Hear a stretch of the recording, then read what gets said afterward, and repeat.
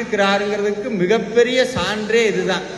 இனிமேல் நீங்க என்ன பண்ணலாம்னா, இந்த வேல்மாறல்ல இருந்து ஒரு புக்கை ஒரு வருஷத்துக்கு பூட்டி உங்க எங்கேயாவது ஒரு பீரோல உங்களுக்கு தெரியாத லாக்கர் ஒன்று இருக்கும் பாருங்க, அங்க போட்டு வச்சிருங்க. அதுக்கு வேலையே இனிமேல் இருக்கு. அது எந்த புக்கு தெரியுமா?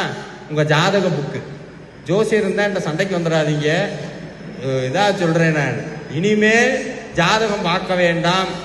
இனிமேல் உங்களுக்கு சனி பகவான் ஏதாவது பண்ணுவாரான்னு கேட்டா, உங்க வீட்டுக்கு வருவார், எதையாவது இவனை பண்ணணுமேன்ட்டு வருவார், கதவை திறப்பார், முன்னாடி என்ன இருக்கும்? வேல் இருக்கும்.